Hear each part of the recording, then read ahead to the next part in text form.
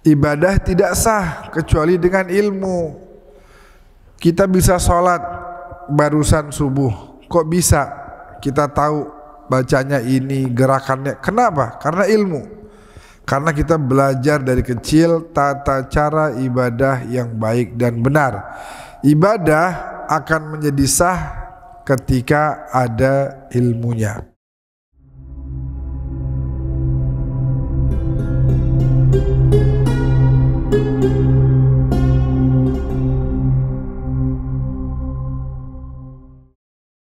Assalamualaikum warahmatullahi wabarakatuh. Alhamdulillah wassalatu wassalamu ala Rasulillah Sayyidina wa maulana Muhammad ibn Abdullah wa ala alihi wa sahbihi wa man walah, amma ba'd. Subhanaka la ilma lana illa ma 'allamtana innaka antal alimul hakim. Rabbi antiqni bil huda wa alhimni taqwa wa alhiqni bis salihin, amma ba'd. Allah subhanahu wa ta'ala menginginkan dari setiap hambanya untuk mempelajari ilmu-ilmu yang bisa bermanfaat buat dirinya. Dan kita tahu bersama bahwasannya ilmu yang bermanfaat itu adalah ilmu yang diamalkan. Hanya saja banyak orang yang sudah mengetahui dan mempelajari namun belum mampu mengamalkan setidaknya seluruh ilmu-ilmunya. Mungkin dari 100 ilmu ada yang bisa mengamalkan 10. Dari 100 ada yang bisa mengamalkan 20, 30 dan seterusnya. Bahwa ternyata antara ilmu dengan amal itu ada satu jembatan namanya hidayah. Tidak semua orang yang berilmu bisa mengamalkan ilmunya. Perlu hidayah dari Allah Subhanahu wa ta'ala. Dan hidayah itu ada beberapa tingkatan dalam orang-orang yang memahami ilmu ma'rifat. Hidayah itu ada beberapa tingkatan. Awalnya harus kita kejar sebagai bentuk ikhtiar, baru kelak kemudian nanti akan ada tuntunan, bimbingan dari Allah Subhanahu wa ta'ala. Bahkan kita tahu ada orang yang jahatnya luar biasa. Waktu itu dia bahkan sampai membantai keluarganya Rasulullah. Namanya Yazid bin Muawiyah. Setelah peristiwa pembantaian, dia tanya sama Sayyidina Ali Zainal Abidin, hal min taubah? Bisa nggak kira-kira taubat? Kira-kira Allah memaafkan saya bisa apa enggak? Kata Al-Imam Ali Zainal Abidin bahwa segala kesalahan manusia tidak lebih besar dari rahmatnya Allah. Rahmat Allah wasi'at kulla syai', mampu memaafkan dosa sebesar apapun. La taqnatu min rahmatillah, jangan pernah putus asa dari rahmat Allah Subhanahu wa ta'ala. Jadi selalu ada jalan untuk kita bertaubat. Enggak pernah jalan itu ditutup. Tidak pernah namanya Allah menutup pintu taubatnya. Tutup, kunci, gembok, enggak ada. Selalu saja terbuka. Bagi siapa yang mau bertaubat, maka ada jalan dari Allah Subhanahu wa ta'ala. Tapi apakah semua orang mampu? Apakah orang yang sekarang korupsi ini nggak tahu kalau korupsi itu dosa? Tahu. Ternyata tidak semua yang dia ketahui mampu dia jalankan. Lalu kemudian Sayyidina Ali Zainal Abidin mengajarkan beberapa hal. Di antaranya ada sholat yang bisa dikerjakan. Kalau dijalankan sholat itu antara maghrib dan isya waktunya, sholat itu akan membawa seseorang ke gerbang pintu taubat yang akan diampuni oleh Allah dan akan membuat dia menjadi pribadi yang lebih baik lagi. Seseorang bilang sama Sayyidina Ali Zainal Abidin, ngapain dibocorin? Ngapain dikasih tahu ke orang ini? Orang ini jahat. Orang ini udah kelewat batas. Kata Sayyidina Ali Zainal Abidin, untuk mengerjakan taubat tidaklah mudah. Belum tentu dia bisa menjalankan taubat tersebut. Bayangkan, Jadi nanti kelak di hadapan Allah dia sudah nggak punya alasan lagi. Kenapa saya nggak diajarin tobat? Udah diajarin, kamunya yang nggak mau. Wa hadainahun najdain, bahwa pada akhirnya hidup ini adalah pilihan. Setiap manusia Allah berikan kebebasan untuk memilih. Tadi kita bangun kira-kira katakan jam 4 ya, masing-masing semua dari kita bangun jam berapa tadi? Kurang lebih jam segitu ya, jam 4. Apakah ada paksaan dari Allah ditarik-tarik kita, diangkat dari kasur kita? Kan enggak. Yang mau pilih tidur lagi, yang mau pilih bangun sholat. Nggak ada kemudian manusia itu diangkat oleh malaikat dibawa ke kamar mandi. Enggak. Pilihan. Disitulah letak keutamaan dari ibadah-ibadah yang kita kerjakan. Dan kita tahu bahwa setiap ibadah yang kita kerjakan harus ada ketulusan dan keikhlasan dari niat kita, supaya apa yang kita kerjakan tersebut kelak akan menjadi ibadah yang bermanfaat, yang bisa menjadi bekal kita untuk menghadap kepada Allah Jalla Jalaluh wa ta'ala fi ulah, hadirin yang dimuliakan oleh Allah. Pada kesempatan kali ini izinkan saya untuk membahas tentang ketulusan atau keikhlasan dalam ibadah kepada Allah yang dituliskan oleh Al-Habib Zain bin Ibrahim bin Sumit dalam kitabnya Al-Manhajus Sawi fi Syarah Usul Tariqah As-Sadah Al-Ba'alawi radhiyallahu ta'ala anhum wa ardahum. Saya sambil buka bukunya nih. Jadi Bapak Ibu yang dimuliakan oleh Allah, disebutkan di sini bahwasanya Al-Imam Al-Habib Abdullah ibn Alwi Al-Haddad, kakeknya Habib Ali, beliau menuliskan dalam kitab Nasaihnya, apa itu ikhlas? Orang sekarang bicara ikhlas. Apa yang maksud dengan ikhlas? Kita akan bahas nanti, apakah lebih baik kita mengerjakan sesuatu dengan riya atau kita meninggalkan sesuatu tersebut karena takut nggak ikhlas. Yang mana yang lebih baik? Pertama, definisi ikhlas itu apa? Ketika tujuan dari seluruh amal manusia semata-mata mendekat kepada Allah dan ingin mendapatkan keridhaan darinya, tidak ada tujuan lain. Mau dilihat orang, mau dipuji orang, atau mau tamak akan sesuatu hal, nggak ada niat tersebut. Ketahuilah, kata beliau, bahwa ibadah tidak sah kecuali dengan ilmu. Ibadah tidak sah kecuali dengan ilmu. Kita bisa sholat barusan subuh, kok bisa kita tahu bacanya ini, gerakannya? Kenapa? Karena ilmu.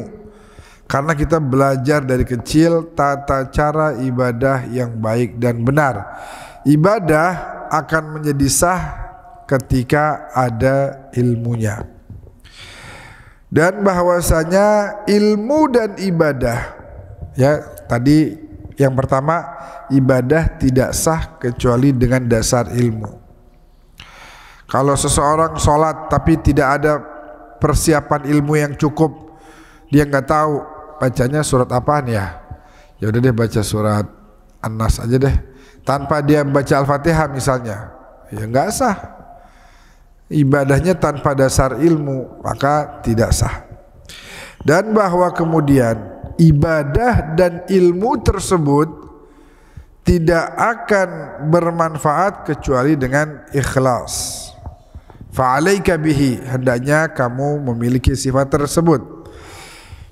Fa'innahu al-qutbul ladzi 'alaihi al-madar wal asl ladzi 'alaihi al-mu'awwal wa huwa kama qala Abul Qasim al-Qushairi rahimahullah, al-ikhlas ifradul haq fi ta'ah bil qasd wa huwa an yurid bi ta'atihi taqarrub ila Allah ta'ala duna syai'in akhar min tasannu'in li makhluk. Jadi ikhlas itu adalah kita nggak bikin-bikin, nggak bikin-bikin dalam berbuat sesuatu biar dilihat sama manusia. Au iktisabi mahmadatin 'indan nas, atau saya pengen berbuat ini dengan tujuan biar dipuji oleh manusia. Apapun itu selain mendekat kepada Allah berarti bukan ikhlas. Kalau ada proses kita ingin mendekat kepada Allah, itu tanda bahwa kita tulus dan ikhlas. Bapak Ibu tahu bahwa di perut sapi, di perut kambing itu ada susu. Mohon maaf, ada kotoran juga, ada darah juga. Kok bisa susu itu nggak campur sama darah?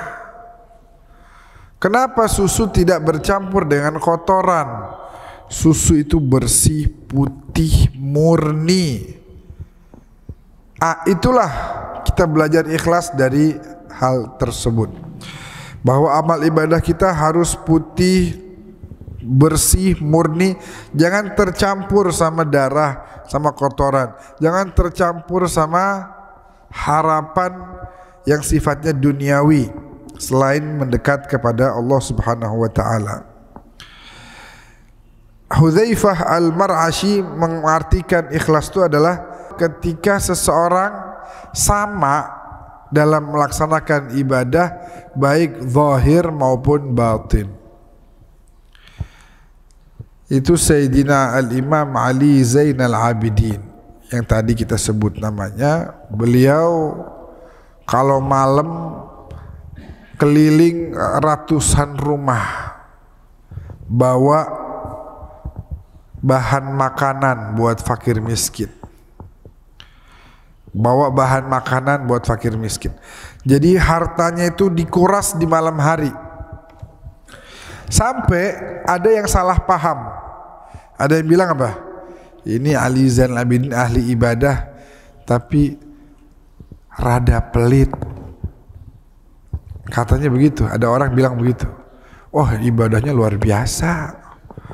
Sampai 1000 rakaat, kalau sujud dia cuman rada pelit. Padahal bukan pelit.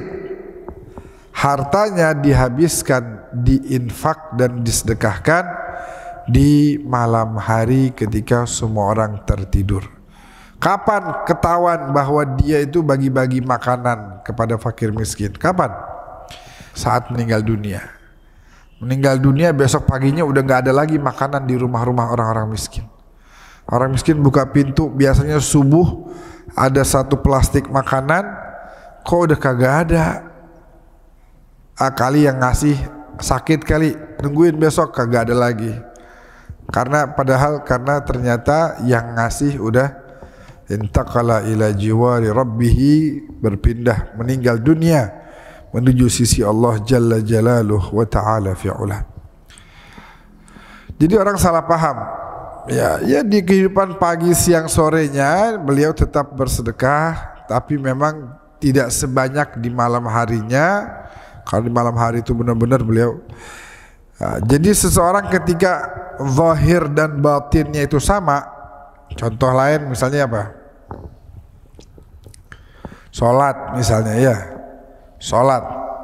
Salat di kesendirian, di kamar sendirian sama rame-rame, ketika sama kualitasnya, kekhusyuannya, nah itu istimewa.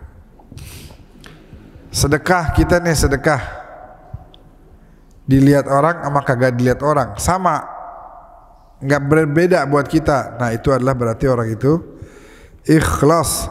Wa an Abi Ali Al-Fudail ibn Iyad rahimahullahu ta'ala qal tarkul amal li ajli nas riya wal amal li ajli nas syirk wal ikhlas an yu'afiyaka Allah minhuma. Jadi katanya beliau ini menarik. Meninggalkan perbuatan baik karena manusia itu namanya riya. Ah saya nggak mau dah sedekah ntar dilihat orang, itu riya namanya. Wal amal li ajli nas, dan menjalankan amal justru karena manusia, itu syirik. Dia ketakutan banget kagak dilihat sama manusia, nah itu syirik namanya. Jangan sampai kita meninggalkan perbuatan baik karena takut riya, atau jangan sampai kita berbuat baik karena manusia. Setan itu pengennya apa yang kita lakukan itu batal, nggak ada pahalanya karena riya. Jadi saya mau ngasih duit nih, saya mau ngasih duit, atau jangan kasih duit, misalnya umroh. Nah, umroh nih, umroh itu pahalanya gede banget. Orang kalau umroh dosanya Allah ampunin. Al-umratu ilal umrati kafaratun lima bainahuma, dosanya Allah ampunin. Nah karena itu setan tuh main banget, berperan banget supaya kita itu riya dalam ibadah umroh, supaya umroh kita batal, nggak ada pahalanya, dosa kita nggak diampunin. Apalagi haji yang balasannya langsung adalah surganya Allah. Nah kadang-kadang seseorang itu kalau udah sampai sono, kebetulan saya ini kan Allah kasih ya belasan kali bimbing ibadah haji ataupun umrah. Nanti di sono ada main banyak-banyakan cium hajar aswad misalnya begitu, atau banyak-banyakan tawaf sunnah. Udah tawaf sunnah belum? Anu tadi udah begini. Atau kadang-kadang mungkin orang tulus ikhlas, pagi-pagi sarapan di hotel, temannya tanya, dari mana kok baru sarapan nih jam segini? Oh saya habis tawaf sunnah misalnya. Dia ikhlas. Begitu temannya temannya jawab, oh masya Allah, rajin banget, hebat banget, semangat ibadahnya. Di situ setan bermain tuh. Emang kamu dah yang paling hebat ibadahnya di antara yang lain. Emang kamu doang yang paling semangat di grup ini, cuman kamu dah. Tuh setan main tuh, supaya amal ibadah umroh kita nggak ada pahalanya. Habib Abdul Haddad menjelaskan kalamnya Fudail, setan itu maunya begitu. Tapi yang setan lebih pengen lagi adalah kamu sampai meninggalkan satu amal ibadah karena takut riya. Udah setan nggak perlu kerja lagi udah. Wah dia umroh, ayo kerja yuk, ayo kita bikin dia riya, bikin dia ujub. Itu kan perlu kerja, kalau bahasa anak sekarang perlu effort. Tapi begitu manusia ini bilang, saya nggak mau umroh dah, takut riya. Kata setan, ya bagus dah kalau begitu, gua nggak perlu capek-capek, lu kagak dapat pahala apa-apaan, dan gue nggak perlu capek-capek. Jadi jangan pernah meninggalkan satu amal ibadah karena takut riya, jangan. Karena pada akhirnya hati manusia nggak ada yang sempurna. Kerjain dan latih hati kita supaya ikhlas. Kerjakan setiap apa yang bisa kita kerjakan, kerjain aja. Nanti kualitas keikhlasannya bakal sedikit demi sedikit naik. Jangan sampai kita malah meninggalkan setiap kebaikan karena takut riya. Kerjain, nanti latih diri kita untuk supaya sedikit demi sedikit, misalnya kita bilang sama Allah, ya Allah, ngapa sih ini hati saya begini banget ya? Kalau berbuat baik pengennya dipuji sama orang mulu.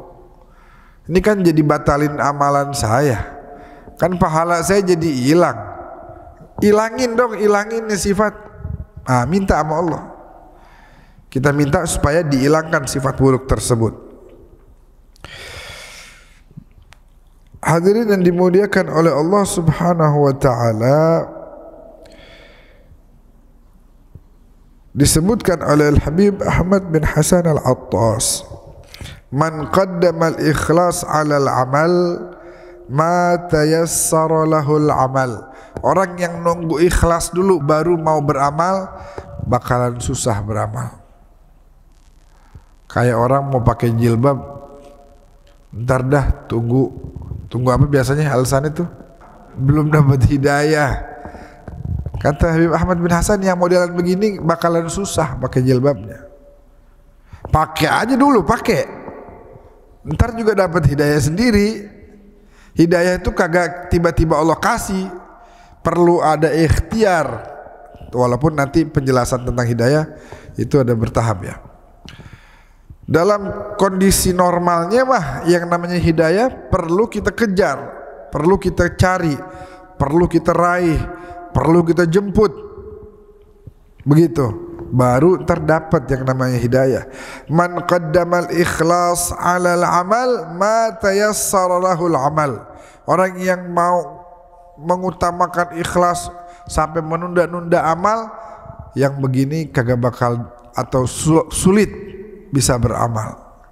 Karena dia bakal nunggu terus ya, manusia kapan bisa ikhlas yang sempurna? Enggak bakal. Kecuali al-anbiya wal mursalin wal auliya was salihin. Kita manusia selalu saja ada celah syaitan bermain di hati kita. Hendaknya setiap manusia beramallah lalu menuntut dirinya untuk punya sifat ikhlas. Wala yatlubul insan al-kamal, jangan pernah nyari kesempurnaan. Tardah nunggu saya benar-benar ikhlas, benar-benar nggak bisa. Jangan mencari kesempurnaan, nggak ada. Itu lil anbiya wal mursalin wal auliya was salihin. Itu khusus untuk para nabi-nabi dan rasul.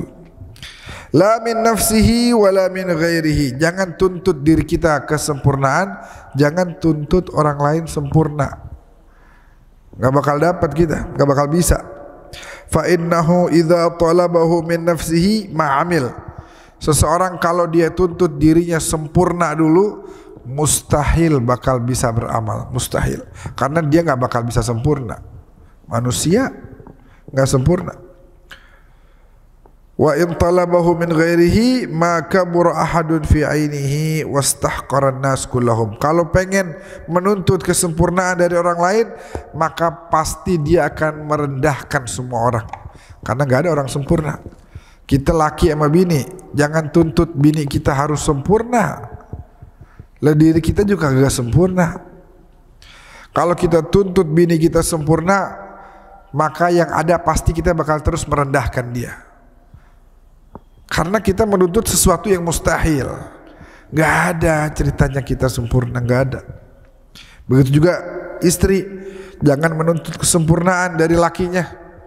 Kalau zaman sekarang biasa anak muda, ya pasangan-pasangan muda tuh bu, kalau mau makan maunya lakinya kudu nebak dia mau apa. Lu tinggal sama gue bertahun-tahun, kata bininya nih, masa kagak tahu gue mau makan apa? Emang dikira ini apa tukang sulap gitu, tahu perasaan orang? Kan enggak. Jadi jangan menuntut kesempurnaan, jangan menuntut harus tahu segala-galanya, enggak bisa. Dan disebutkan tanda-tanda ikhlas itu apa? 3 tanda-tanda orang ini punya sifat ikhlas. Yang pertama, istiwa'ul madhi wadzam minal ammah. Sama antara pujian dan cacian. Sama. Berbuat sesuatu, tiba-tiba orang bilang, ya lu pakai mau ngasih orang sedekah, paling mau pamer doang. Itu omongan namanya hinaan. Ada lagi yang lain bilang, wah masya Allah ente baik bener. Buat dia itu sama. Dia tidak akan mengutamakan yang memuji, enggak. Karena buat dia bukan kejar pujian, bukan takut dari hinaan, enggak. Dari kedua-duanya dia enggak peduli. Itu yang pertama. Tanda orang itu ikhlas adalah sama di hadapan dia pujian dan hinaan. Wa nisyan ru'yatul a'mal fil amal. Dia lupain kebaikan dia. Jadi manusia nih bu, yang harus dikerjakan adalah melupakan kebaikan dirinya, mengingat-ingat kebaikan orang lain. Jangan dibalik. Oh, gue udah baik sama dia, ngapa sih dia begitu amat? Jangan kita balik kebaikan kita ingat-ingat, padahal dia juga pernah berbuat baik sama kita lupain. Jangan. Kebaikan orang kita ingat, kebaikan kita lupakan. Sebaliknya, keburukan orang kita lupain, keburukan kita ingat. Itu yang benar seperti itu. Yang ketiga, tanda orang itu ikhlas adalah menanti balasan dari Allah kelak di akhirat. Itu tanda al-ikhlas. Wa qala ba'duhum, ulama bilang, al-mukhlis, siapa orang yang mukhlis? Orang yang ikhlas itu adalah alladzi yaktumu hasanatihi kama yaktumu sayyiatihi. Orang yang menutup-nutup kebaikannya sebagaimana dia menutup-nutup keburukannya. Saya maksiat banyak, saya tutupin, jangan sampai ada orang tahu. Aduh, jamaah Al-Mahdi jangan sampai tahu nih saya pernah bikin begini, begitu, begini. Ya kan? Nggak mau orang lain tahu. Maka orang yang ikhlas juga sama, kagak mau orang lain tahu kebaikan-kebaikannya. Takut banget. Ya, takut terjadi amalnya nggak sah. Khawatir. Nah, orang yang ikhlas itu seperti itu. Rawa Al-Hafidh Abu Nuaim an Sayyidah Aisyah Ummul Mukminin radhiyallahu taala anha kanat taqul. Abu Nuaim pernah meriwayatkan hadis dari Sayyidah Aisyah yang nganggap dirinya itu orang yang ikhlas berarti ini orang riya. Sebaliknya, yang nganggap dirinya riya berarti ini orang ikhlas. Kalau mau tahu, mau ngetes diri kita ini ikhlas apa enggak, wa min kalamihi radhiyallahu anhu, dari kalamnya Habib Abdullah bin Al-Haddad, man amila syai'an min at-ta'at wa dhanna annahu mukhlis falyujarrib nafsahu.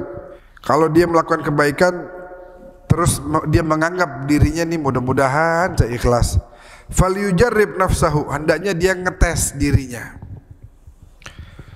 Fa in arada lahu ma mana'ahu an dzalika wa ta'assafa ala adami fi'lihi fa huwa mukhlis.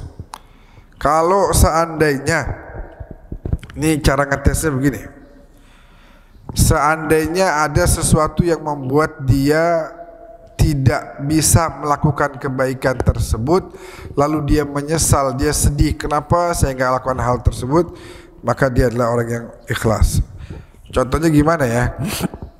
Misalnya tetangga kita sakit, kita malam-malam jam 2 diketok, tok, bangun, tolongin dong, bapak saya sakit tuh, saya nggak punya kendaraan, tolong anterin dong ke rumah sakit. Oh iya, ya, dia mau berbuat baik nih. Dia panasin mobilnya, begitu dia mau nganter, tetangga yang lain bilang, biar saya aja yang nganter, misalnya begitu. Ya, berarti kan ada sesuatu yang membuat dia tidak bisa melakukan kebaikan, ngantar tetangganya. Kalau dia ta'assaf, menyesal, maksudnya menyesal itu apa? Sedih. Ya, padahal tadi saya mau nganter tuh, dapat pahala. Itu berarti dia ikhlas. Tapi kalau dia bilang, bagus dah ada yang nganter, gue tidur lagi, berarti ini dipertanyakan keikhlasannya. Tapi kalau dia menyesal atau dia paksa, jangan, biar saja dah, biar saja, ini orang ikhlas. Tapi kalau dia lam yata'assaf, kalau dia tidak sedih dan bahkan mensyukuri, alhamdulillah nggak jadi nganter, balik lagi dah, tidur lagi, lanjut bismika Allahumma ahya lagi, tidur. Nah, itu berarti mengantarkan tetangganya tadi belum tentu ikhlas. Buktinya begitu ada orang lain yang mau nganterin, dia malah senang, padahal itu membuat dia tidak jadi melakukan kebaikan. Harusnya dia sedih, harusnya dia menyesali kondisi tersebut. Diceritakan di dalam kisah ini, paragraf berikutnya, ada orang datang ke Habib Abdullah bin Alwi Al-Haddad mau bangun masjid. Kata Habib Abdullah bin Alwi Al-Haddad, kalau kamu mau bangun masjid silahkan, tapi yang ikhlas. Kalau nggak ikhlas mendingan jangan. Gimana caranya saya tahu ikhlas apa enggak? Begini, kalau kira-kira masjid ini udah jadi, lalu kemudian orang bilang ini masjid yang bangun fulan, bukan kamu yang disebut, nggak ada nama kamu sama sekali, orang nggak tahu kalau ini yang bangun kamu. Nah, kira-kira kalau dalam kondisi begitu kamu tetap mau bangun itu masjid atau malah berpikir, oh dia malah berpikir waktu itu, wah kalau begitu ntar jadi orang nggak tahu tuh saya bangun. Enggak, orang nggak tahu. Kemudian dia bilang, ma'ara nafsi muti'atan lidzalik. Kayaknya saya nggak kuat tuh, bawa aja, saya mau konfirmasi aja kalau kayak begitu. Bukan punya dia, gua yang bangun, duit saya itu. Nah, kalau begitu mendingan jangan dah, mendingan jangan dibangun, karena nggak jadi ikhlas. Utrukhu, kata Imam Haddad, utrukhu fa inna niyataka ghaira salihah. Tinggalin. Nah, karena niatmu tidak tulus ikhlas. Lebih baik melatih dulu hatinya untuk ikhlas, biar apa yang dia kerjakan ini menjadi pahala yang besar di sisi Allah Subhanahu wa taala. Dulu di zamannya Harun Ar-Rasyid juga kejadian hal yang sama. Ada salah satu gubernurnya bangun masjid di Baghdad. Kemudian dikasih nama bininya, Masjid Fulanah, bininya si gubernur. Kemudian di malam hari ada orang namanya Abu Wahab atau lebih dikenal dengan Buhlul. Buhlul ini malam-malam datang ke masjid itu, namanya dicabut, dia taruh nama dia Masjid Buhlul, ditaruh begitu. Pagi-pagi si gubernur lagi mau ngecek masjidnya yang baru jadi, ngelihat, wah namanya kok nama Buhlul nih. Ngadu sama Khalifah Harun Ar-Rasyid, tuh Buhlul kurang ajar dia. Masa saya bangun capek-capek pakai duit saya, beli tanah juga pakai duit saya, diakuin nama dia. Dipanggil sama Khalifah, kamu benar bikin nama kamu di masjidnya gubernur? Iya. Kenapa begitu? Ya kan katanya gubernur kamu ikhlas dalam bangun masjid. Iya, saya ikhlas karena Allah. Kalau kamu ikhlas karena Allah, mau nama bini kamu, mau nama saya, pahalanya mah tetap Allah catat pakai nama kamu, bukan pakai nama saya. Allah catat pahala bangun masjid itu bukan jadi pindah ke saya, enggak. Allah enggak bakal salah alamat, tetap pahalanya buat kamu, enggak mungkin buat saya. Kalau kamu ikhlas, mau pakai nama siapa mah Allah enggak bakal salah alamat dalam mencatat pahala, begitu. Itu yang ideal begitu. Imam Syafi'i bilang, saya berharap umat Islam baca buku-buku saya, tapi saya berharap orang semua itu taunya ini buku bukan punya saya. Jangan ada yang bilang, oh ini kitabnya Imam Syafi'i alim. Ya enggak. Saya cuma pengen orang semua mengambil manfaat dari ini. Enggak perlu tahu bahwa itu adalah tulisannya beliau. Disebutkan bahwasanya ada beberapa ayat, mungkin ya saya enggak panjang lebar lagi. Sebelum saya bawakan beberapa ayat, ada seorang ulama hebat, perempuan, namanya siapa? Rabi'atul Adawiyah. Beliau pernah bilang, menyampaikan, menjabarkan kepada kita sepatutnya kita harus seperti apa. Falaitaka tahlu wal hayatu mariratun, walaitaka tarda wal anamu ghidabu. Seandainya engkau selalu manis kepadaku ya Allah, walaupun dunia ini terasa pahit. kehidupanku pahit, gak apa-apa, tapi aku pengen kau selalu manis kepadaku. Walaitaka tarda wal anamu ghidabu. Satu aja harapan saya, kamu ridho. Dan gak apa-apa, saya siap seluruh manusia marah sama saya. Saya siap. Satu yang saya gak siap, kamu jangan marah sama saya. Kamu jangan murka kepada saya. Katanya Rabi'atul Adawiyah. Itu seperti, tentu beliau belajar dari apa yang disampaikan oleh baginda Nabi saat di Taif.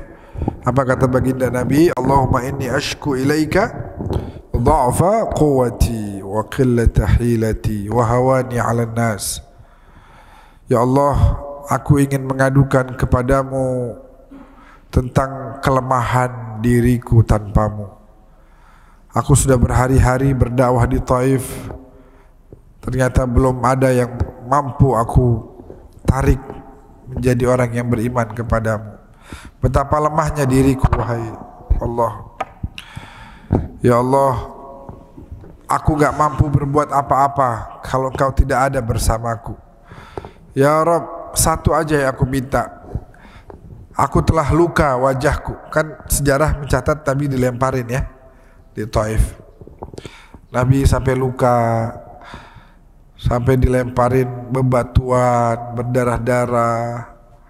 Beliau beristirahat di atas batu. Beliau bilang sama Allah, ya Allah, in lam yakun bika alayya ghadabun fala ubali.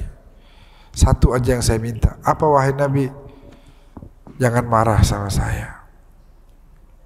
Saya siap dan saya rela, saya terima bahwa saya dilemparin, dihina. Gak apa-apa, tapi kamu jangan murka kepadaku. Itu aja. Kayak bapak-bapak misalnya nih, teman-temannya di kantor pada baik, tapi bini marah-marah, kan gak enak ya. Wah, pusing. Kalau bisa kita pengen pulang lihat bini kita senyum. Wah, enak benar itu. Tapi kalau semua teman-teman kita pada baik, bini kita marah-marah, wah, kayaknya hidup kita sempit banget. Walaita alladhi baini wa bainaka 'amir wa baini wa bainal 'alamina kharabu. Saya pengen hubungan saya dengan Kau ya Allah tetap kokoh. Gak apa-apa hubungan saya sama manusia mungkin hancur. Kalau memang benar aku terus merasakan kecintaan darimu ya Allah, maka apapun yang terjadi adalah ringan. Hawana ma nazalabi. Sayyidah Zainab, anaknya Siti Fatimah, ketika mendapat ujian yang begitu berat, anaknya terbunuh 2 orang, kakaknya, adiknya, ponakannya. Beliau bilang, ringan apa yang aku rasakan hari ini. Kenapa? Annahu bi'ainik. Karena semua ini selalu dalam pandanganmu ya Allah. Semua ini adalah dalam rangka ingin meraih keridhaan darimu. Aku tidak melihat apapun kecuali indah. Apapun yang sedang aku rasakan adalah indah.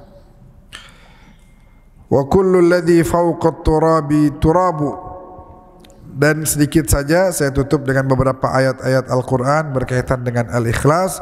Yang pertama surat Az-Zumar ayat 2 dan ayat 3. Allah Ta'ala berfirman, Inna anzalna ilaikal kitaba bilhaq fa'budillaha mukhlisan lahu ad-din ala lillahi ad-dinul khalis. Kemudian dalam surat Al-Bayyinah ayat kelima, wa ma umiru illa liya'budullaha mukhlishina lahud-din hunafa'a wa yuqimus salata wa yu'tuz zakah wa dzalika dinul qayyimah. Kemudian surat Al-Insan ayat 8 dan 9, wa yut'imuna at-ta'ama 'ala hubbihi miskinan wa yatiman wa asira innama nut'imukum liwajhillah la nuridu minkum jazaa'an wala syukura Inna nakhafu, sampai ayat berikutnya juga masih bercerita tentang hal tersebut. Dan juga ada surat Al-Kahfi, Al-Quran surat Al-Kahfi ayat 110. Ayat 110 berarti ayat terakhir ya, benar ya? Faman kana yarju liqa'a rabbih falyamal 'amalan salihan wa la yusyrik bi ibadati rabbih ahada. Al-Kahfi ayat 110. Satu riwayat penutup, ada seorang bikin baik di zaman Nabi, bikin kebaikan dia, bikin kebaikan, lalu dia bilang sama Rasulullah, ya Rasulullah, saya baik sama keluarga saya, kenapa keluarga saya perjahat sama saya? Saya baik sama mereka, saya silaturahmi, saya kasih bantuan, tapi kenapa mereka jahat sama saya, cuek sama saya? Kenapa begitu ya Rasulullah? Maka Nabi bilang apa?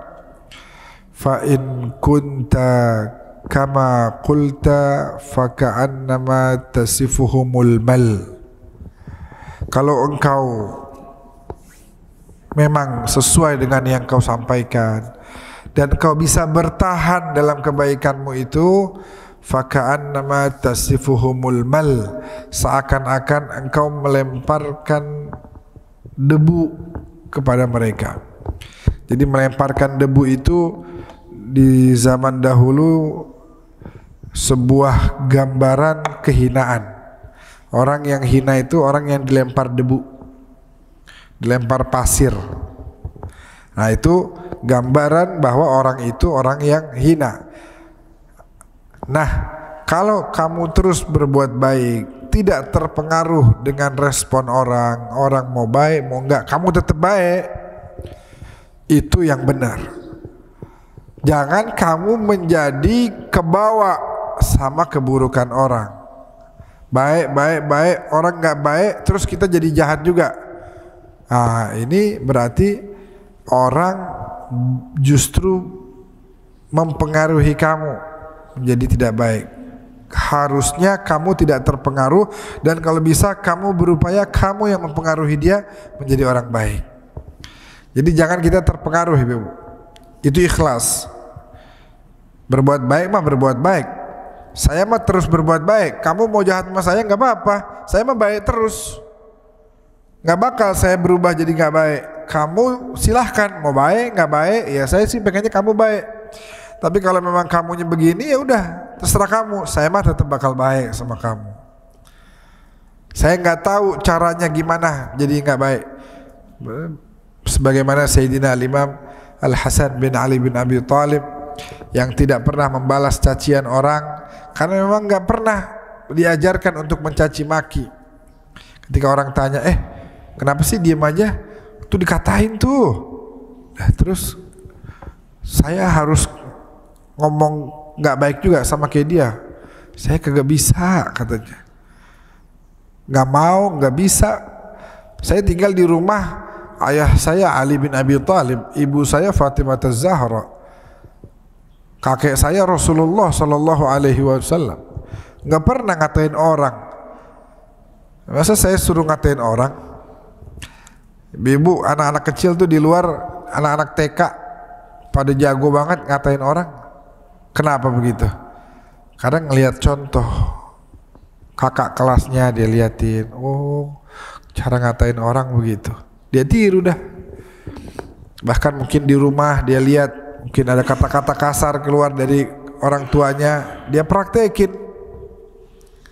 Makanya ibu-ibu, bapak-bapak kalau mau marah sama anak, jangan dihardik, jangan dicaci maki, tapi ucapkan Allah yahdik, semoga Allah memberikan kamu hidayah wahai anakku. Begitu, biar anak kita dapat hidayah dari Allah SWT.